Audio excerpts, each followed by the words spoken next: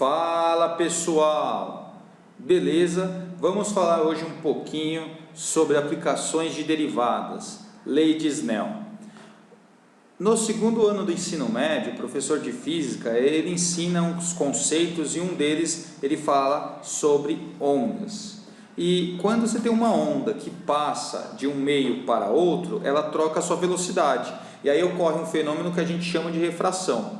A luz, em particular, é uma onda, então se ela está, por exemplo, no ar e depois ela passa para o vidro, ela muda a sua velocidade e também, então, ocorre a refração. Um exemplo muito simples de ver isso, dá para fazer em casa, é colocar um copo cheio de água e deixar um lápis dentro.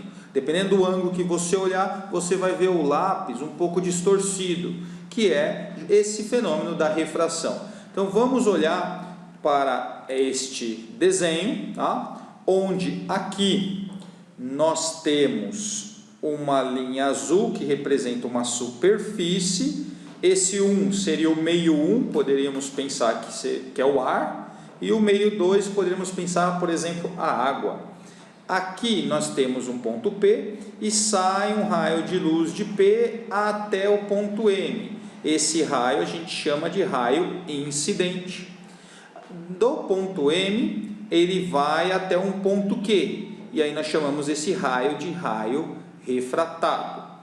Esse ângulo aqui, que é formado com raio incidente, e essa reta que é perpendicular à superfície, que é chamado de reta normal, ele é chamado de ângulo de incidência. Vamos representar por alfa. Aqui o nosso beta, que é o ângulo formado entre o raio refratado e a reta normal, é conhecido como ângulo de refração, e vamos chamar de beta.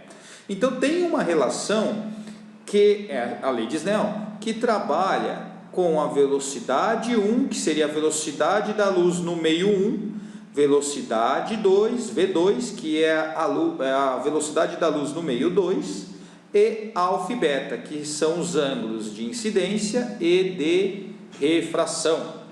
Tudo bem? Esse ponto P, aqui, gente, até o meu ponto A, nós temos aqui, ó, se nós pensarmos, tá? Deixa eu puxar aqui, ó. Nós temos uma distância fixa, que eu vou chamar de A, ok? Esse ponto B, aqui, até que essa distância, tudo bem? Essa distância aqui, deixa eu colocar aqui, nós vamos representar por B. Essas distâncias são fixas, ok? E o problema aqui da lei de Snell é discutir qual vai ser o caminho no qual a luz sai de P até M, de M até Q, de forma mais rápida. Existe um princípio conhecido como princípio de Fermat, que é um princípio da lei da natureza, que a natureza escolhe o caminho mais rápido para fazer esse percurso. Então, vem comigo, vamos entender essa animação. Então, gente, está aqui, ó, a mesma situação, ponto P até o ponto M, depois do M até o ponto Q. Esse ponto M, ele varia de A até B. Eu vou colocar a animação aqui, ó. Observe que o problema, no caso, é descobrir qual é o caminho, né? Qual vai ser o lugar do ponto M entre A e B, se vai ser aqui, ó, se vai ser mais próximo do B, se vai ser aqui mais próximo do A, tudo bem? De modo que esse caminho seja o mais rápido. E aí você pode pensar comigo, se eu estou pensando aqui, ó, vou parar aqui, tá? Parar a animação aqui. Se eu estou pensando que eu quero o caminho mais rápido, então, se eu calcular o tempo de P até M e depois de M até Q, eu vou querer que esse tempo seja o menor possível. Se eu quero o caminho mais rápido, eu quero que o tempo seja o menor possível. Então, nós estamos num problema de minimização. Nós queremos minimizar o tempo. Tudo bem? Faz sentido? Então, o nosso problema é minimizar o tempo que a luz gasta para sair de P até M e depois de M até Q. Bora lá então? Vamos resolver esse problema. Então, voltando para essa situação aqui, nós colocamos um plano cartesiano, onde o eixo x, o eixo das abscissas, ele contém a superfície S, que está o eixo x. E aqui na vertical, nós temos o eixo das ordenadas, o nosso eixo y, e ele contém o ponto P. Então, observe que esse ponto A tem coordenadas 0, 0, é a origem do plano cartesiano, e esse ponto M tem coordenadas x e 0, pois o M ele varia conforme a animação. E o nosso problema é encontrar onde fica essa distância de A até M, que eu já vou colocar então aqui, ó, essa distância de A até M, a gente vai representar por x, certo? E onde esse x varia, esse M poderia estar muito próximo do A, como poderia estar muito próximo do B, enfim. A questão é, qual é o lugar aqui do ponto M, no qual, ou qual é a distância de A até M, ou seja, qual é o x, né? De modo que você tenha um tempo mínimo de percurso aqui. Observe o seguinte, gente, se nós considerarmos o B como coordenadas d e 0, essa medida aqui, ó, de A até B vai vale d unidades. Essa distância é fixa. O x não, o x ele pode variar, o M poderia estar aqui, poderia estar muito próximo do A, poderia estar mais afastado, claramente vai depender das velocidades, mas o x, o ponto M ele está variando. Mas a distância de A até B é fixa e vale d. Então eu te pergunto, se vale d, esse pedaço aqui, ó, que é a distância do M, tá? Distância do M até o B, vale esse camarada. Se a gente pensasse que é um y, você sabe que esse y, que é esse pedaço adicionado com x, vale tudo que é o d. Então quer dizer que o seu y, ele é tudo menos esse x aqui. Então esse y, na verdade, nós podemos escrevê-lo como d menos o seu x. Beleza? Está aqui. Então agora nós vamos pensar na função tempo. Eu vou escrever aqui, ó, T1. Esse nosso T1 representa, então, o tempo gasto para a luz sair de P e chegar em M. O tempo que ela gasta para passar para o meio 1. E você sabe, lá, como a velocidade aqui a gente está considerando constante, velocidade constante no meio 1, no meio 2 também, então você usa a forma de velocidade média. Velocidade é a distância dividida pelo tempo. Então quer dizer que o tempo é o quê? É a distância dividida pela velocidade. Então nós vamos colocar aqui, nós vamos colocar a distância dividido pela velocidade. A distância é o seu D1, que é a distância de P até M. E quem é D1? Se nós olharmos no triângulo retângulo que nós obtemos aqui, você pode calcular ele por Pitágoras. Então D1 ao quadrado é igual a A ao quadrado mais X ao quadrado. Então o seu D1 é a raiz quadrada de quem? De A ao quadrado mais o seu x ao quadrado, certo? Esse camarada aqui é o meu D1. E aí eu vou dividir por quem? Eu vou dividir pela velocidade 1, que é a velocidade da luz no meio 1, certo? Aí nós temos aqui, ó, o meu T2. Quem é T2? T2 é o tempo que a luz gasta para sair do ponto M e chegar ao ponto Q, que ela gasta para passar pelo meio 2. Então nós temos aqui, ó, mesma coisa, né? Distância 2 dividido pela velocidade 2, a distância 2 de novo pelo triângulo retângulo, nós vamos calcular por Pitágoras. Então é d menos x ao quadrado, que é esse cateto ao quadrado, né? D menos o seu x ao quadrado mais o seu b ao quadrado. E aí, como no primeiro exemplo aqui, né, o primeiro triângulo, d ao quadrado é igual a esse cara ao quadrado mais o b ao quadrado. Então você tira a raiz quadrada para encontrar o d2. Então você tem aqui a raiz quadrada dessa expressão aí, certo? Molezinha, vou colocar aqui, ó. Beleza, tá feito. Dividido por V2. Bom, então nós já temos condições de encontrar a função tempo. Quem que é a função tempo? A função tempo é a soma do T1 com T2. Então, bora lá? Vamos encontrar aqui, ó, a nossa função tempo. Vamos lá? O nosso tempo,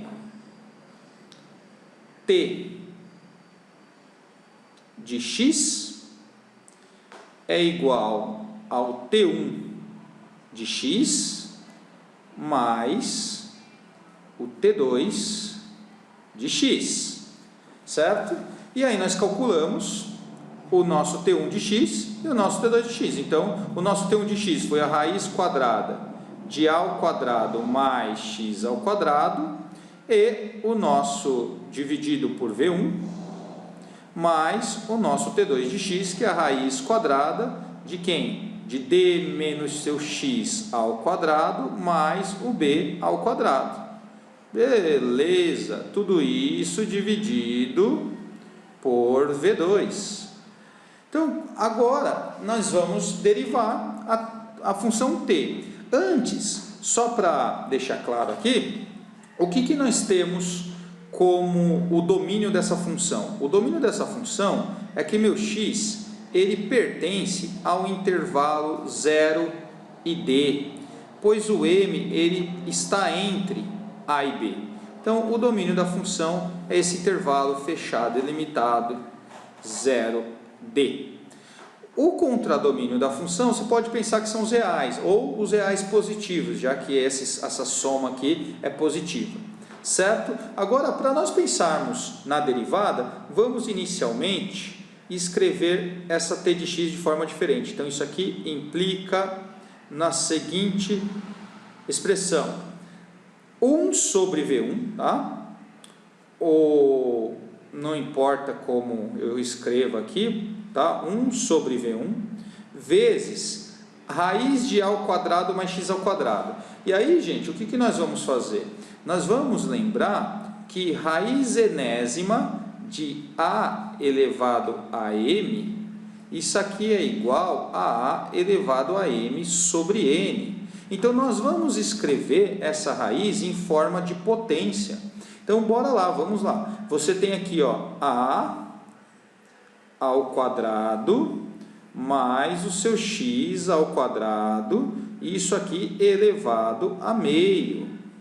Beleza? Aqui nós temos elevado a 1 e é o índice 2, então elevado a meio. Mas, analogamente, nós temos 1 sobre v2 vezes o d menos o seu x ao quadrado mais o b ao quadrado. Isso aqui tudo elevado a meio. Tranquilão? Agora vamos derivar. Para nós derivarmos, nós vamos fazer o seguinte: t' de x. Vamos lembrar da regra da cadeia. Aqui nós temos uma função composta. Uma função, para derivar isso, a gente utiliza a regra da cadeia. Mas é tranquilo, você tem aqui 1 sobre v1, e a gente faz a regra do tombo. Você tem 1 meio no expoente, passa multiplicando aqui, então eu tenho 1 sobre 2 vezes a ao quadrado mais x ao quadrado, meio menos 1, que dá menos meio. Lembra? Tira 1 do expoente, 1 sobre 2 menos 1, dá menos 1 sobre 2, vezes a derivada de dentro, que é a tal da regra da cadeia. A derivada de a ao quadrado é zero. O a ao quadrado é uma constante. A derivada de x ao quadrado, nós temos 2 vezes o x, 2x. Mesma coisa aqui, então nós temos mais 1 sobre v2 vezes a derivada dá o tombo, 1 sobre 2 vezes, tira menos 1 do expoente, então nós temos essa expressão, d menos x ao quadrado mais b ao quadrado, elevado a menos meio, porque é 1 meio menos 1, que dá menos meio, vezes a derivada de dentro. Aqui nós temos a derivada de b ao quadrado, que é zero, porque b quadrado é uma constante, e aí nós vamos derivar isso daqui. Isso daqui também você pode pensar como uma função composta, então você deriva pela regra da cadeia de novo. Então você tem o 2, mesma coisa, 2 dá um tombo no 2, dá o tapa aqui no 2, ele passa multiplicando aqui, ó, que no caso o coeficiente é 1, então 2 vezes 1 é 2, então nós temos 2 vezes D menos X, 2 menos 1, tira 1 do expoente, fica 1, então nem precisa colocar nada, vezes a derivada de dentro, vezes a derivada dessa coisa aqui. A derivada do seu D, como D é uma constante, é 0, e a derivada do menos X, menos 1. Vou colocar aqui, ó, menos 1. Tudo bem se você fizer o produto notável. Esse quadrado aqui, ó, é o quadrado de uma diferença. Então, nada impede de você fazer, ó, aqui, ó, D ao quadrado menos 2 vezes D vezes X, mais X ao quadrado, e aí você deriva o polinômio. Não tem problema, você vai obter o mesmo resultado aqui. Então, vamos dar uma ajeitada nessas coisas, tá? Então, o que nós temos aqui? Nós temos o menos meio. Esse menos meio é um expoente negativo, então nós vamos utilizar a seguinte propriedade, ó, A elevado a menos N, isso é igual a 1 sobre A elevado a N. Então nós vamos utilizar essa propriedade, que é passar para o denominador, o expoente vai, nesse caso aqui, né, tá menos meio, então ele vai ficar, a potência fica no denominador com expoente, você troca o expoente, então ele vai ficar positivo, e aí como está 1 sobre 2, que o nosso expoente aqui é fracionário, vai ficar 1 sobre 2, a gente já vai voltar e colocar em forma de raiz.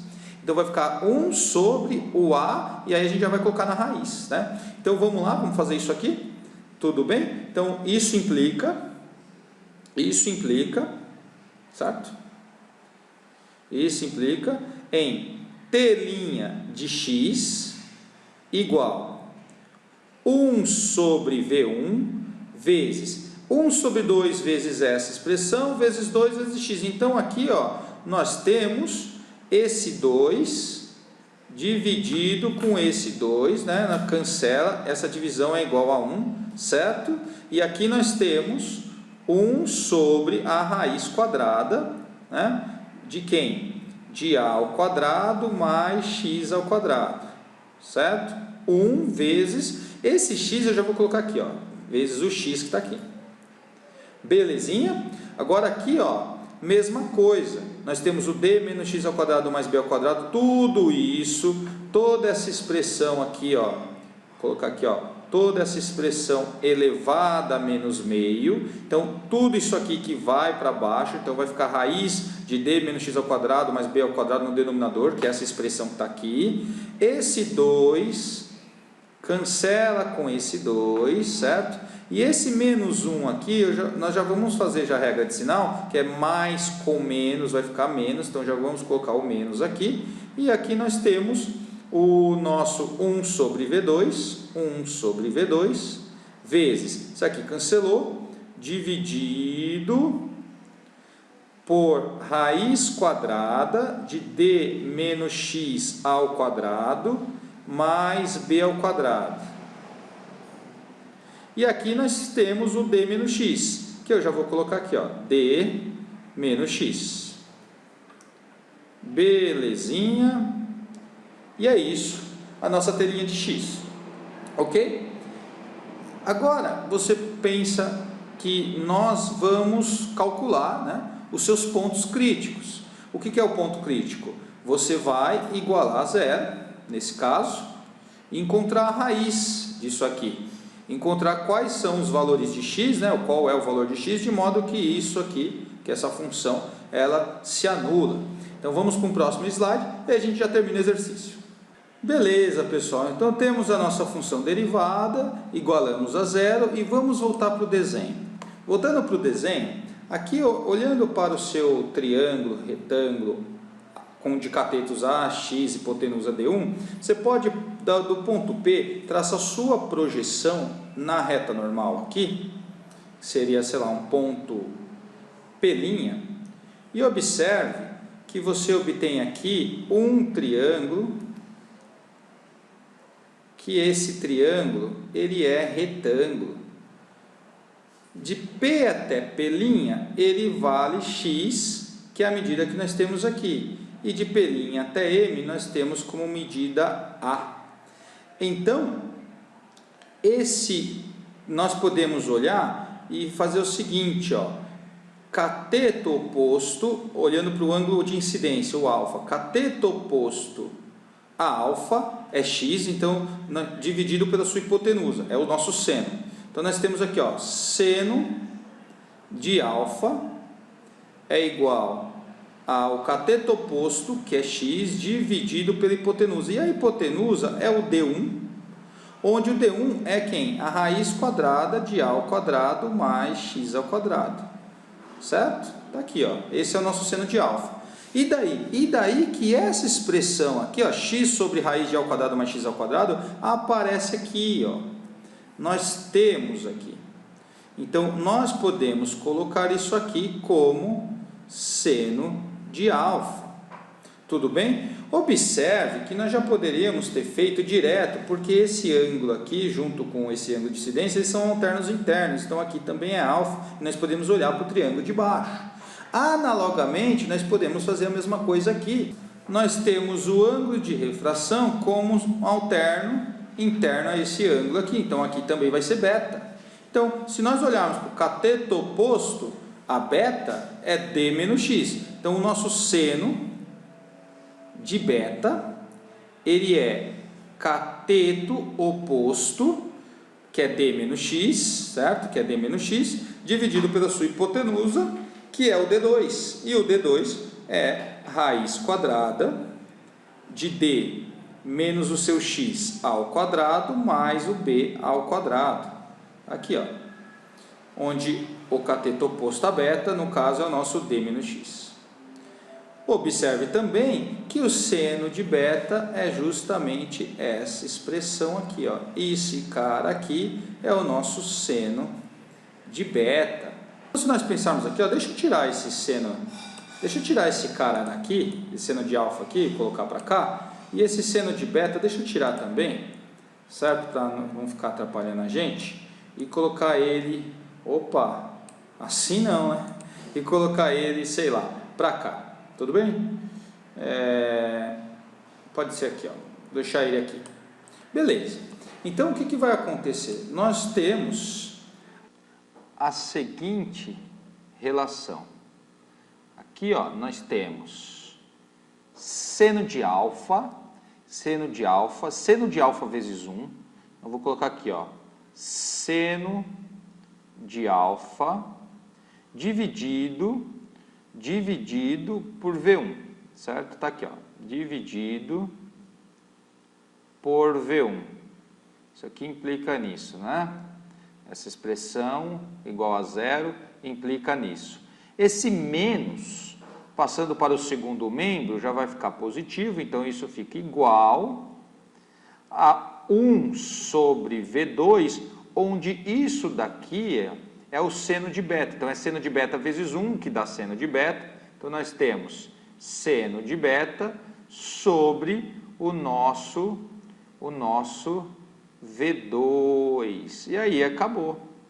E aqui nós temos o que nós chamamos de relação de Snell-Descartes. Está aqui, ó. Vou fazer um quadrinho aqui e acabou.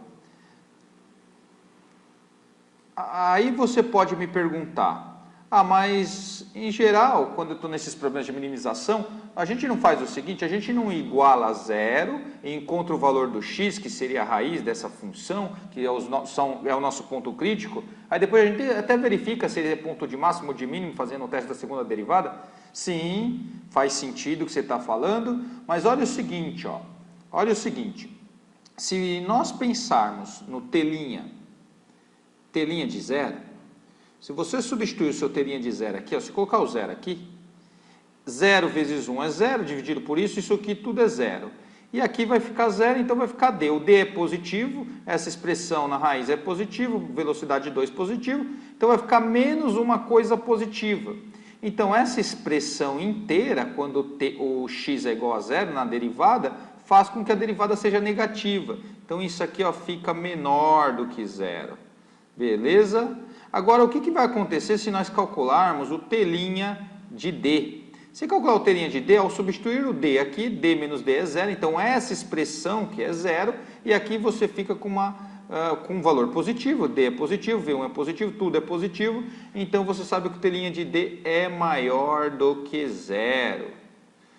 Então, se você tem que a derivada em um ponto é menor que zero, a derivada no outro ponto aqui, ó, no D é maior que zero, então existe um ponto entre 0 e D, existe um x0 pertencente ao intervalo aberto 0 e D, tal que a derivada, né, desse ponto é igual a zero.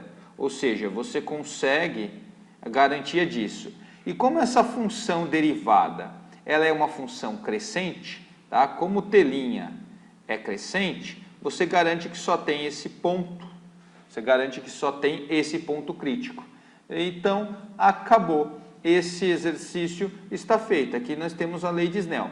Alguns de vocês podem perguntar sobre a lei de Snell, que é geralmente ensinada no colégio da seguinte forma. Ó. Ela é feita da seguinte forma. É N1 vezes o seno de alfa, onde N1 é o índice de refração absoluto do meio 1, igual ao N2 vezes o seno de beta, onde o N2 é o índice de refração do meio 2. Aí você pode me dizer, mas eu conheci a lei de Snell assim, é a mesma coisa, é a mesma lei? Vou ter que fazer um quadro aqui. Sim, é a mesma coisa. Você tem a mesma coisa aqui, tá? Qual é a diferença? A diferença é que ao invés de estar relacionado com a velocidade, está relacionado com o índice de refração absoluto. Mas eles estão aqui, ó, deixa eu colocar aqui, ó. O nosso índice de refração absoluto, no caso aqui N1 do meio 1, ele é a velocidade da luz no vácuo, que é 3 vezes 10 elevado a 8 metros por segundo, dividido pela velocidade 1. E o índice de refração no meio 2 é a velocidade da luz dividido por V2, mesma coisa. Então, se você substituir C sobre N1 aqui no V1 e C sobre N2 aqui no V2, você vai fazer com que o N1 suba, né? Você vai ter uma divisão de fração, você sobe o N1, o C vai ficar dos dois lados, cancela e você chega nessa expressão. Então, está feito o nosso problema aqui de encontrar a lei de Snell, Snell-Descartes. Beleza? Então é isso, pessoal. Um grande abraço. Se puder, se inscreva no canal, dá aquele curtir para me dar aquela força e convide seus amigos para entrar aqui na nossa comunidade, aqui no nosso canal, no nosso grupo Matemática com Samuca. Um grande abraço. Tchau!